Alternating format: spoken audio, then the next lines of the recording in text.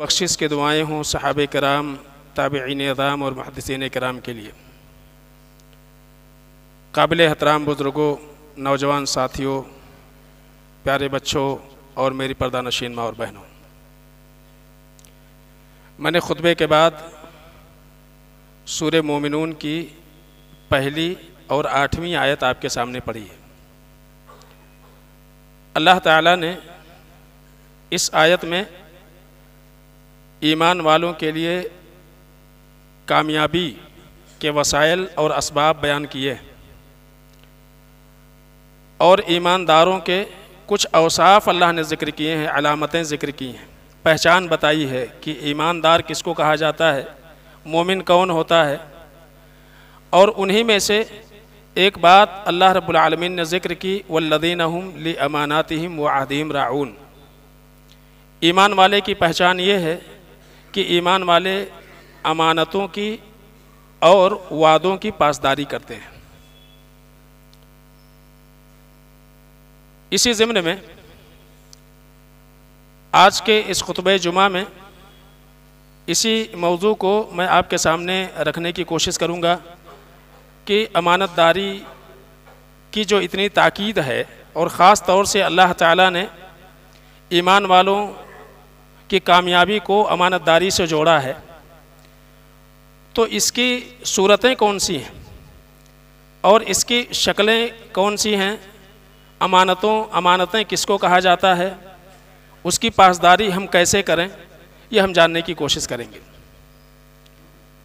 سب سے پہلی بات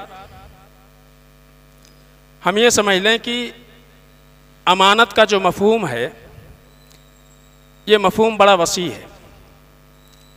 اللہ تعالیٰ نے قرآن عزیز کے اندر یہ بات بیان فرمائی کہ انا عرضنا الامانۃ علی السماوات والارض والجبال، کہ ہم نے امانت کو آسمانوں پر، زمینوں پر، پہاڑوں پر پیش کیا۔ فابینا ان یحملنھا، تو انہوں نے امانتوں کی ذمہ داری اٹھانے سے انکار کر دیا۔ واشفقنا منہا، اور امانتوں کی جو ذمہ داری ہے اس کے پورے کرنے میں کوتاہی جو ہوتی ہے اور اس پر جو گناہ اور سزا ہے اس سے وہ ڈر گئے۔ وحملھا الانسان، انسان نے اس کی ذمہ داری اٹھائی۔ انہ کان ظلوما جہولا، انسان ظالم ہے، نادان ہے۔ اس آیت سے پتہ یہ چلتا ہے کہ اللہ تعالیٰ نے ایک امانت تھی، جس امانت کو آسمانوں اور زمینوں پر پیش کیا، انہوں نے انکار کیا، انسانوں کے اوپر پیش کیا، انسان نے اس کو اٹھا لیا۔ اس امانت سے مراد کیا ہے؟ اس امانت سے مراد پوری شریعت اسلامیہ ہے، پورا دین ہے، پورا اسلام ہے۔ تو پتہ یہ چلا کہ امانت کی ایک قسم یہ ہے کہ پوری شریعت اسلامیہ، پورا دین جو اللہ رب العالمین نے انبیاء کے واسطے سے ہم تک پہنچائی ہے، وہ پورا کا پورا دین امانت ہے، وہ پورا کا پورا دین امانت ہے۔ اس لیے جب اللہ رب العالمین نے اس دین کو حضرت جبریل امین کے حوالے کیا تو حضرت جبریل کا لقب پڑا امین۔ ہم کیا کہتے ہیں؟ جبریل امین یا روح الامین کہتے ہیں۔ تو حضرت جبریل امین نے اللہ رب العالمین سے وہ پوری شریعت لی اور امانت داری کے ساتھ اس کو انبیاء تک پہنچایا۔ آدم علیہ السلام تھے، ان تک پہنچایا۔ اس کے بعد جتنے انبیاء آئے، حضرت نوح علیہ السلام، حضرت ابراہیم علیہ السلام، حضرت یعقوب علیہ السلام، جتنے بھی انبیاء کا اللہ رب العالمین نے ذکر کیا ہے، اور جتنے بھی انبیاء اس دنیا میں آئے، یہاں تک کہ اللہ کے نبی جناب محمد مصطفیٰ صلی اللہ علیہ وسلم آخری نبی ہیں، آپ تک یہ پیغام اور یہ امانت اللہ رب العالمین نے پہنچائی۔ کس کے ذریعے سے؟ حضرت جبریل کے ذریعے سے۔ تو حضرت جبریل کو جب یہ امانت اللہ رب العالمین نے دی تو ان کا لقب پڑا امین۔ اور اسی طرح سے جتنے بھی انبیاء آئے، ان انبیاء نے جب اس امانت کو اپنی امتوں کے اوپر پیش کیا تو انہوں نے اپنا جو تعارف کرایا، کہا انی لکم رسول امین، میں اللہ کے جانب سے امانت دار پیغامبر ہوں۔ اللہ کے جانب سے امانت دار پیغامبر ہوں. تو اس شریعت کو اٹھانے والے پہنچانے والے حضرت جبریل امین ٹھہرے، اور جتنے بھی انبیاء جن کے حوالے اللہ رب العالمین نے دین دیا، ان انبیاء نے جب اپنا تعارف کرایا تو امانت داری کے ساتھ کروایا. یعنی یہ جو پیغام ہے، جو شریعت ہے، جس طرح سے اللہ نے حضرت جبریل امین کے حوالے اس کو کیا، ہم تک پہنچی. اے میری امت کے لوگوں، وہ پورے کا پورا دین، وہ پوری کی پوری شریعت میں تمہارے سامنے بالکل اسی انداز میں پیش کر رہا ہوں. اس میں کوئی کمی نہیں، کوئی اضافہ نہیں، کوئی زیادتی نہیں. جیسا اللہ نے دیا، جتنا دیا اتنا میں نے پہنچا دیا. اسی لیے اللہ کے رسول جناب محمد مصطفیٰ صلی اللہ علیہ وسلم کہتے تھے کہ ہر وہ بات، ہر وہ عمل، ہر وہ قول جو تمہیں جہنم سے دور کر دے، جنت کے قریب کر دے، وہ میں نے تمہارے سامنے بیان کر دیا ہے. اور پھر اللہ رب العالمین نے اس دین کو اللہ کے رسول صلی اللہ علیہ وسلم کی زندگی کے ساتھ اس کو مکمل کر دیا. الیوم اکملت لکم دینکم واتممت علیکم نعمتی ورضیت لکم الاسلام دینا. اللہ کے رسول صلی اللہ علیہ وسلم کو جو ذمہ داری دی گئی، جو امانت دی گئی، اس امانت کو اللہ رب العالمین نے پورا کر دیا. وہ دین پورا ہو گیا، مکمل ہو گیا. اور اللہ کے رسول صلی اللہ علیہ وسلم نے وہ پورا دین، وہ پوری شریعت جو اللہ رب العالمین کے جانب سے حضرت جبریل امین کے حوالے سے ان کو ملی تھی، وہ امت تک پہنچایا. اور اللہ کے رسول صلی اللہ علیہ وسلم نے اپنے آخری حج میں عرفہ کے مقام پر صحابہ کرام سے اس کی گواہی لی. اللہم اشہد، اے اللہ تو اس کا گواہ رہنا، میں نے وہ پوری شریعت امانت داری کے ساتھ، جو امانت تو نے ہمیں عطا کی تھی، وہ امانت ہم نے پوری طریقے سے پہنچائی. قرآن عزیز میں اللہ تعالیٰ نے اللہ کے نبی جناب محمد مصطفیٰ صلی اللہ علیہ وسلم کے حوالے سے بات بیان فرمائی. وَلَوْ تَقَوَّلَ عَلَيْنَا بَعْضَ الْأَقَاوِيلِ، اے نبی ہماری جو امانت ہے، یہ جو شریعت ہے، اس شریعت میں اگر اپنی جانب سے ایک بات بھی آپ بڑھائیں گے، وَلَوْ تَقَوَّلَ عَلَيْنَا بَعْضَ الْأَقَاوِيلِ، ایک بات بھی جو ہم نے نہیں کہی، جس کا ہم نے حکم نہیں دیا، اے نبی اگر آپ نے کہہ دیا، اس کو بیان کر دیا، لَأَخَذْنَاهُ بِالْيَمِينِ، میں سیدھے ہاتھ سے آپ کو پکڑوں گا یا آپ کا سیدھا ہاتھ میں پکڑ لوں گا. ثُمَّ لَقَطَعْنَ مِنْهُ الْوَتِينَ، اور پھر آپ کی گردن کاٹ دوں گا. اب آپ سوچئے، یہ خطاب اللہ کے نبی جناب محمد مصطفیٰ صلی اللہ علیہ وسلم سے ہے، انبیاء سے ہے، جن انبیاء کے تعلق سے اللہ رب العالمین نے بیان کیا کہ جتنے بھی انبیاء ہوں سارے کے سارے امین ہیں، وہ امانت دار ہیں، وہ پوری باتیں، وہ پوری شریعت جیسا کہ اللہ کے جانب سے آپ کو ملا تھا انہوں نے پہنچایا. اور اللہ کے جانب سے یہ عتاب، ایک بات بھی آپ نے کہہ دی، ایک بات بھی آپ نے بڑھا دی، ایک بات بھی آپ نے چھپا لی، تو میں آپ کی گردن کاٹ دوں گا. یہ اللہ رب العالمین کے جانب سے خطاب نبی کو ہے. لیکن اس سے مراد پورے امت ہے. جس کسی نے بھی اللہ کے نبی جناب محمد مصطفیٰ صلی اللہ علیہ وسلم کی لائی ہوئی شریعت میں اپنی جانب سے کچھ کرنے کی کوشش کی، کچھ کم کرنے کی کوشش کی، کچھ اضافہ کرنے کا کوشش کیا، وہ بھی اس عتاب کے اندر شامل ہے. اور یہی وجہ ہے امام مالک رحمہ اللہ نے کہا تھا، من ابتدع بدعۃ یراها حسنۃ، اگر کسی انسان نے کوئی کام کیا، وہ کام بظاہر بہت اچھا دکھے، لیکن وہ کام شریعت سے نہیں ہے، وہ دین سے نہیں ہے، وہ اس پیغام سے نہیں ہے جو اللہ کے نبی صلی اللہ علیہ وسلم کو دے کر کے بھیجا گیا ہے. یراها حسنۃ، لوگوں کی نگاہوں میں بڑا اچھا دکھتا ہے، وہ عمل بظاہر اچھا معلوم ہوتا ہے. فقد زعم ان محمدً صلی اللہ علیہ وسلم خان الرسالہ، تو اس کا جرم یہ ہے کہ اس نے گویا کہ اللہ کے نبی جناب محمد مصطفیٰ صلی اللہ علیہ وسلم کی امانت داری کو تسلیم نہیں کیا، اور اس نے محمد رسول اللہ صلی اللہ علیہ وسلم کو خائن سمجھا کہ اللہ کے نبی صلی اللہ علیہ وسلم نے نعوذ باللہ کوئی بات چھپا لی تھی. اسی لیے بدعت اتنا بڑا جرم ہے. بدعت کرنے والا، دین میں کوئی نیا کام کرنے والا، دین سمجھ کر کے کرنے والا انسان اتنا بڑا مجرم ہے کہ اس کا جو اقرار رسالت رہتا وہ محفوظ نہیں رہتا ہے. ہم پڑھتے ہیں اشہد ان محمدً عبدہ ورسولہ، کہ ہم اس بات کی گواہی دیتے ہیں کہ محمد صلی اللہ علیہ وسلم اللہ کے رسول، اس کے بندے ہیں. اگر ہم اس گواہی دینے کے بعد کوئی ایسا کام کریں جو محمد رسول اللہ صلی اللہ علیہ وسلم نے نہیں کیا ہے، آپ کے صحابہ نے نہیں کیا ہے، آپ کی زندگی میں نہیں ہوا ہے، وہ چاہے کہ عمل کتنا اچھا کیوں نہ ہو، اس انسان کا اقرار رسالت خراب ہو جاتا ہے. گویا کہ وہ انسان اشہد ان محمد رسول اللہ کے قابل نہیں ہے، اس نے اس کا تقاضا پورا نہیں کیا ہے، اس لیے کہ اس کا وہ عمل، اس کی وہ بات، اس کی وہ حرکت یہ ثابت کر رہی ہے کہ وہ محمد رسول اللہ صلی اللہ علیہ وسلم کو خائن سمجھ رہا ہے۔ اس لیے کوئی بھی کام کرنے سے پہلے، کوئی بھی بات کرنے سے پہلے، کوئی بھی عقیدہ اور نظریہ رکھنے سے پہلے ہماری ذمہ داری ہے کہ ہم یہ دیکھ لیں کہ آیا محمد رسول اللہ صلی اللہ علیہ وسلم نے جو شریعت پیش کی تھی اس کا تعلق اس شریعت سے ہے کہ نہیں ہے۔ اگر ہے اور ہم کر رہے ہیں یہ اتباع ہے، اور اگر نہیں ہے تو یہ ابتداع ہے، یہ بدعت ہے۔ اس لیے کوئی بھی کام کرنے سے پہلے غور کرنا چاہیے، وہ کام بظاہر کتنا اچھا کیوں نہ معلوم ہو۔ قرآن پڑھنا ایک اچھا عمل ہے، ایک نیکی کا کام ہے، ایک ایک حرف پر 10 نیکیاں ملتی ہیں، اللہ کے رسول صلی اللہ علیہ وسلم نے بیان فرمایا ہے۔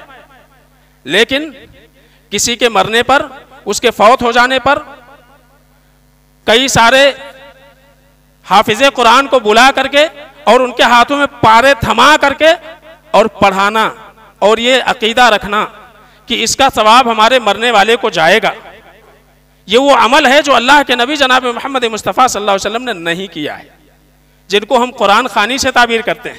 قرآن پڑھنا بظاہر اچھا عمل ہے، نیکی کا کام ہے، ثواب کا کام ہے، لیکن یہ کرنے سے پہلے یہ سوچنے کی ضرورت ہے کہ اللہ کے رسول صلی اللہ علیہ وسلم کی زندگی میں آپ کی بیٹیوں کی وفات ہوئی، آپ کی بیویوں کی وفات ہوئی، اللہ کے رسول صلی اللہ علیہ وسلم کی زندگی میں آپ کے اہل خاندان میں سے آپ کے چچا کی وفات ہوئی اور دیگر صحابہ کی وفات ہوئی۔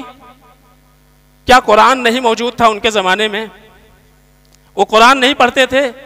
قرآن سے ان کا لگاؤ نہیں تھا؟ تو پھر اللہ کے رسول صلی اللہ علیہ وسلم نے یا صحابہ نے اپنے مرنے والوں کو ثواب پہنچانے کے نام پر یہ عمل کیوں نہیں کیا؟ وہ سارے وسائل موجود تھے، قرآن موجود تھا، انہیں یاد تھا، تو انہوں نے ایسا عمل کیوں نہیں کیا؟ اگر کیا ہوتا دین ہوتا، یہ نہیں کیا اس کا مطلب یہ دین نہیں ہے۔ اور کرنے والا انسان گویا کہ یہ سمجھ رہا ہے کہ محمد رسول اللہ صلی اللہ علیہ وسلم سے چوک ہو گئی ہے، یہ پہنچانا چاہیے تھا لیکن اللہ کے رسول صلی اللہ علیہ وسلم نے نہیں پہنچایا۔ معنی کیا نکلا؟ اس کا یہ عمل بتا رہا ہے کہ وہ یہ سمجھ رہا ہے کہ محمد رسول اللہ صلی اللہ علیہ وسلم نے وہ امانت جو اللہ نے دی تھی اس میں خیانت کر دی، اس کو پہنچایا نہیں۔ تو اس لیے کوئی بھی عمل کرنے سے پہلے، کوئی بھی نظریہ اور عقیدہ رکھنے سے پہلے ہمارے لیے یہ جاننا بہت زیادہ ضروری ہے، اس پر غور کرنا بہت زیادہ ضروری ہے، اس میں ابتداء ہے یا اتباع ہے۔ ہم کو اتباع کی تعلیم دی گئی ہے، ہم کو اطاعت رسول کی تعلیم دی گئی ہے کہ ہمیں اتباع کرنی ہے، وہی کام کرنا ہے جو محمد رسول اللہ صلی اللہ علیہ وسلم نے کیا ہے، وہی عقیدہ رکھنا ہے جو محمد رسول اللہ صلی اللہ علیہ وسلم اور صحابہ کرام کا عقیدہ تھا، وہی نظریہ ہمارا ہونا چاہیے جو محمد رسول اللہ اور صحابہ کا نظریہ تھا۔ ہم اپنے جانب سے کوئی کام کتنا اچھا کیوں نہ لگے، کتنا بھلا کیوں نہ لگے، وہ نہیں کر سکتے ہیں۔ اگر کرتے ہیں تو شریعت کے معاملے میں ہم امانت دار نہیں ہیں، ہم خائن ہیں۔ ہم کیا ہیں؟ خائن ہیں، امانت دار نہیں ہیں۔ اس لیے کہ پوری شریعت، اسی لیے اہل علم کہتے ہیں الوضوء امانہ، وضو امانت ہے۔ تمام عبادات، العبادات کلھا امانہ، جتنی بھی عبادتیں ہیں، چاہے وہ وضو ہو، نماز ہو، روزہ ہو، حج ہو، زکوٰۃ ہو، صدقہ و خیرات ہو، یہ ساری کی ساری کیا ہیں؟ امانت ہیں۔ اگر ان کو اس کے آداب و شروط کے ساتھ ادا کیا گیا اور کر رہے ہیں تو آپ امین ہیں، اور اگر اس کے آداب و شروط سے آپ چوک رہے ہیں تو آپ خائن ہیں، آپ امانت دار نہیں ہیں۔ اور کامیابی کے لیے اللہ تعالیٰ نے یہ جوڑا ہے، قد افلح المؤمنون، ایمان والے وہی کامیاب ہوں گے، والذین هم لاماناتهم وعہدہم راعون، جو امانتوں اور وعدوں کی پاسداری کرتے ہیں۔ تو شریعت پوری کی پوری امانت ہے۔ ہم کو کوئی کام بظاہر کتنا اچھا لگے، کتنا بہتر لگے، وہ کرنا نہیں ہے، جب تک کہ محمد رسول اللہ صلی اللہ علیہ وسلم کا فرمان، آپ کا عمل اس کے اوپر نہ مل جائے۔ من عمل عملا لیس علیہ امرنا فہو رد، کسی نے کوئی کام کیا اور اس پر ہمارا حکم موجود نہیں ہے، وہ کیا ہے؟ وہ مردود ہے، وہ مردود ہے، وہ قبول نہیں ہوگا۔ یہ اللہ کے رسول صلی اللہ علیہ وسلم نے واضح طور سے بیان کر دیا۔ تو پوری کی پوری شریعت، تو ایک تو امانت کا تعلق رب سے ہے اور دوسرے امانت کا تعلق بندوں سے ہے۔ تو چاہے وہ اللہ رب العالمین کے حقوق میں کوتاہی ہو، وہ خیانت ہے، بندوں کے حقوق میں کوتاہی ہو، وہ بھی خیانت ہے۔ تو امانت کا مفہوم بہت زیادہ عام ہے اور وسیع ہے۔ امانت خالی یہی نہیں ہے کہ کوئی آپ کو روپے پیسے کی شکل میں کسی چیز کی شکل میں کوئی چیز آپ کے حوالے کر دے اور مطلوبہ جو اوقات ہیں ان اوقات پر آپ اس کو بائیں نہیں ادا کر دیں، خالی اسی کو امانت نہیں کہا جاتا ہے، بلکہ پوری شریعت اسلامیہ امانت ہے۔ اور یہی وجہ ہے کہ آپ کئی بار سنتے ہوں گے کہ دمشق کی جامع مسجد تھی، کچھ لوگ بیٹھ کر کے حلقہ بنائے ہوئے تھے اور ایک شخص اور ہر انسان کے ہاتھ میں کنکریاں تھیں۔ ایک شخص کہہ رہا ہے 100 مرتبہ اللہ اکبر کہو، لوگ اللہ اکبر کہہ رہے ہیں۔ ایک کہہ رہا 100 مرتبہ الحمدللہ کہو، لوگ الحمدللہ کہہ رہے ہیں۔ 100 مرتبہ لا الہ الا اللہ کہو، لوگ کہہ رہے ہیں۔ حضرت ابو موسیٰ اشعری رضی اللہ تعالیٰ عنہ داخل ہوئے، یہ عمل دیکھا، برداشت نہیں ہوا، لیکن کچھ کہا نہیں۔ حضرت عبداللہ بن مسعود رضی اللہ تعالیٰ عنہ کے پاس گئے، کہا کہ ایک عجیب کام دیکھ کر کے آیا ہوں۔ حضرت عبداللہ بن مسعود رضی اللہ تعالیٰ عنہ آئے، کہا کیا کر رہے ہو؟ انہوں نے کہا ما اردنا الا الخیر، ہم تو خیر کا کام کر رہے ہیں، اللہ کی تسبیح بیان کر رہے ہیں، اللہ کی بڑائی بیان کر رہے ہیں، لا الہ الا اللہ کا ورد کر رہے ہیں، ہم کچھ برا تھوڑی کر رہے ہیں۔ حضرت عبداللہ بن مسعود رضی اللہ تعالیٰ عنہ نے کہا کم من مصیب للخیر لن یصیبہ، کتنے ایسے کم من مرید للخیر لن یصیبہ، کتنے ایسے خیر کے طلبگار جو محمد رسول اللہ صلی اللہ علیہ وسلم کے راستے سے ہٹے وہ خیر کو نہ پہنچے۔ تو بظاہر کیا سبحان اللہ کہنا، لا الہ الا اللہ کہنا، والحمدللہ کہنا یہ بری بات ہے؟ ذکر ہے، یہ کوئی تعداد اس کی متعین نہیں ہے۔ 100 مرتبہ کہو، 200 مرتبہ کہو، 1000 مرتبہ کہو، ہر عمل پر اللہ رب العالمین نیکی دے گا، یہ ذکر ہے۔ لیکن ذکر کرنے کا وہ طریقہ کہ ایک آدمی بیٹھے وہ کہے اور کنکریوں پر اس کو پڑھا جائے، تسبیحات پر اس کو گنا جائے، یہ طریقہ محمد رسول اللہ صلی اللہ علیہ وسلم سے ثابت نہیں ہے۔ تو بظاہر وہ عمل اللہ کے نبی صلی اللہ علیہ وسلم سے ثابت ہے، لیکن اس عمل کے ادائیگی کا طریقہ محمد رسول اللہ صلی اللہ علیہ وسلم کا نہیں ہے، اس لیے وہ عمل صحیح نہیں ہے، وہ عمل صحیح نہیں ہے۔ اور انہوں نے کہا والذی نفسی بیدہ، اللہ کی قسم جس کے ہاتھ میں میری جان ہے، انکم لعلی ملت لأہدی ملت محمد صلی اللہ علیہ وسلم او انتم مفتتح بابی ضلالت، کہا کہ اللہ کی قسم کیا تم لوگ ایسا سوچ رہے ہو کہ محمد رسول اللہ صلی اللہ علیہ وسلم جو طریقے عبادت دے کر کے گئے اس طریقے عبادت سے بہتر طریقہ ہے جو تم نے اختیار کیا ہوا ہے، او مفتتح باب ضلالت، یا تم لوگ گمراہی کے دروازے کھول رہے ہو۔ اور بعض روایتوں میں ہے بلا وہادہی بلا وہادہی، یعنی یہ جو دوسری بات میں نے کہی کہ انتم مفتتح باب ضلالت، کہ تم گمراہی کا دروازہ کھول رہے ہو، بات یہی ہے۔ تو آپ سوچئے ایک عمل بظاہر جائز ہے، کرنا ہے، اس کی جو ہے ترغیب دی گئی ہے کہ اذکار کرنا چاہیے، ذکر کرنا چاہیے، وَاذْكُرُوا اللَّهَ ذِكْرًا كَثِيرًا، کثرت سے اللہ کو یاد کرو، یہ تعلیم ہے، یہ ترغیب ہے۔ لیکن اگر اس کی ادائیگی میں طریقہ بدل جائے، طریقہ وہ نہ رہے جو محمد رسول اللہ صلی اللہ علیہ وسلم نے ہم کو دیا ہے، تو کیا ہو جاتا ہے؟ یہ گمراہی کا دروازہ ہو جاتا ہے۔ یہ کیا ہے؟ گمراہی کا دروازہ ہے۔ تو صحابہ نے نکیر کی، یہ صحیح عمل نہیں ہے۔ تو اسی لیے امام مالک رحمہ اللہ کے اس قول پر غور کرنا چاہیے، من ابتدع بدعۃ ویراھا حسنۃ، کوئی اچھا عمل کر رہا ہے، کوئی نیا کام کر رہا ہے اور لوگ اس کو اچھا سمجھ رہے ہیں، لیکن وہ محمد رسول اللہ صلی اللہ علیہ وسلم سے ثابت نہیں ہے، تو کیا ہے؟ بدعت ہے۔ وہ طریقہ کتنا اچھا کیوں نہ ہو، بہتر کتنا کیوں نہ ہو۔ اب یہ جو مہینہ چل رہا ہے رجب کا مہینہ ہے، اس رجب کے مہینے کی اگر دیکھا جائے تو کتاب و سنت کی روشنی میں جو مشروعیت ہے وہ یہ ہے کہ رجب کا مہینہ حرمت والا مہینہ ہے، حرمت والا مہینہ ہے، جیسے کہ محرم حرمت والا مہینہ ہے، ذوالحجہ حرمت والا مہینہ ہے، ذی القعدہ حرمت والا مہینہ ہے، یہ چوتھا مہینہ رجب ہے جو حرمت والا مہینہ ہے۔ اب حرمت والا مہینہ تو اس میں ہم کو کیا کرنا چاہیے؟ وہی جو اللہ کے رسول صلی اللہ علیہ وسلم سے ثابت ہو، وہ نہ کریں جو لوگوں نے بیان کیا ہے۔ تو اس مہینے میں خاص طور سے غور کرنے کی ضرورت ہے کہ اللہ کے رسول صلی اللہ علیہ وسلم سے اس کے تعلق سے کوئی بات ثابت ہے یا ثابت نہیں ہے، ہم وہی کریں جو اللہ کے رسول صلی اللہ علیہ وسلم نے بیان کیا ہے۔ اللہ کے رسول صلی اللہ علیہ وسلم کے فرامین پر، آپ کے عمل پر ہم غور کرتے ہیں تو اللہ کے رسول صلی اللہ علیہ وسلم سے اس مہینے میں کوئی مخصوص عمل نہیں ملتا ہے، نہ تو روزوں کی شکل میں، نہ ہی نمازوں کی شکل میں، نہ ہی کنڈوں کی شکل میں، کچھ نہیں ملتا ہے۔